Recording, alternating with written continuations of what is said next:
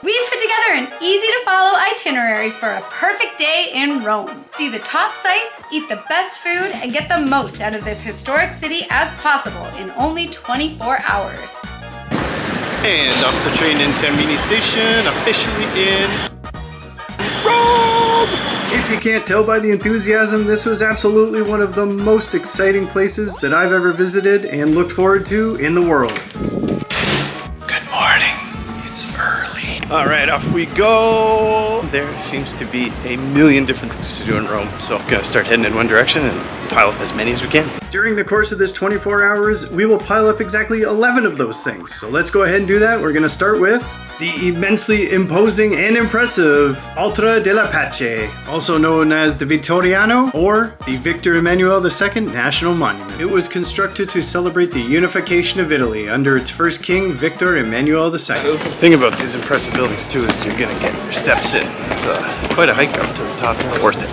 Construction began on this beautiful marvel of architecture in 1885 and was completed in 1935. Some of these views provide a unique perspective of the Roman Forum. We'll check that out in greater detail later in the video. Great place to hang out, great view, right outdoors. They got an inside part too, it's covered.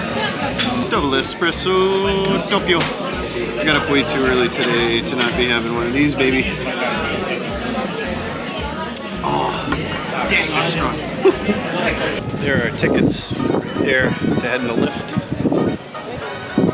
As previously stated, admission is free, but there are extra charges if you want to take the lift up to the observation tower to the very top of the building, and if you want to enjoy the gallery dedicated to this Italian national monument.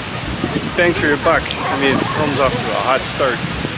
Okay, once we exit out the side door, we're headed right across the street to the tourism office to get our tickets printed for the Colosseum. Let's go.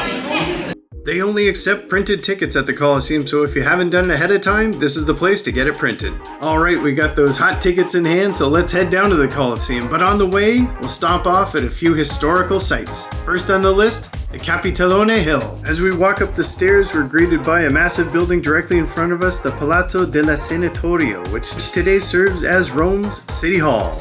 Also featured on the hill is this monument of Marcus Aurelius. Alright, and once you're done checking out the piazza, we're going to take the path just to the right of the Capitoli building, follow the winding trail, and we're heading on down to Circus Maximus. While we're on the way, we're going to get some amazing views of parts of the Roman Forum. Circus Maximus! 150,000 they'd fit in this. Chariot races, all sorts of crazy stuff. Just down the road from the Colosseum, so I imagine they would have some maybe some dual events at times. And of course that's ancient history, but while we're in the neighborhood, let's go get a sneak peek at it. Thank you. Grazie. Buongiorno. Christopher Clark. Grazie. Thanks. Thank you.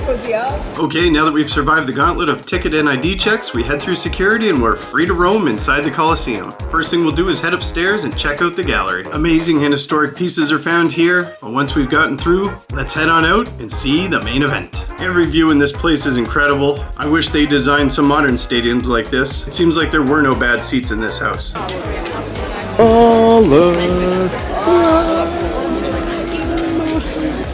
At the bang for your buck, this city is crazy.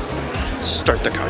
When you're there on the top floor, make sure to check out obviously the Colosseum floor itself, but outside of the Colosseum, you get some great views of the surrounding area. Let's head downstairs and check it out from that angle. It's simply amazing how some of these seats could get that close to the action. Must have been incredible to see the type of stuff that went on here when it did. Lots of other things to get to today, which is unfortunate. You know, you want to spend more time in places. Man, Rome's got so much to do. All right, time to grab that second coffee. You brought me two. Yep, big day ahead of us. Let's stay prepared. There's a couple coffee shops right across from the Colosseum. Can't beat the views. Great people watching. All right, once we finish those up, we're gonna head on down for some lunch. Lots of things to see on the way. Hey, no peeking at that Roman Forum. We'll be there soon. We're heading to Roscioli for the best carbonara that I've ever had in my entire life. You come to Rome, you cannot miss this place. Oh boy. If you want to know more about Roscioli, check out our do's, foods, and don'ts video from Rome. There'll be more details in there for you. All right, now that we're all filled up, we're gonna double back and finally get up close and personal with that Roman Forum. Incredibly still standing today, these monuments of ancient Rome date back to the 8th century before Christ, but were largely abandoned in the 8th century. Just like all of the places we're going to see today, the Roman Forum has guided tours if you want to get a more in-depth look. So if you are fortunate enough to have more than a single day in this amazing city, absolutely check out some of these tours to get a deeper dive. Fighter's a website that Danik and I have used for all of our trips to book our guided tours, or just to get access to these places and show yourself around. It's super easy, check it out for sure. Alright, now that we've seen all that incredible history, let's go to a place that's very much vibrant and alive. We're heading over to the Trevi Fountain. As you've probably heard 100 times, it's crazy busy here and the pickpockets are out, so be safe, of course.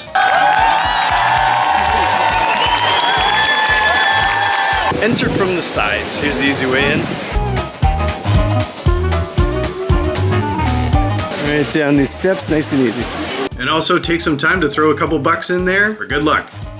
Designed by Italian architect Nicola Salvi, this 250-year-old fountain is the largest Baroque fountain in the city of Rome and one of the most famous in the world.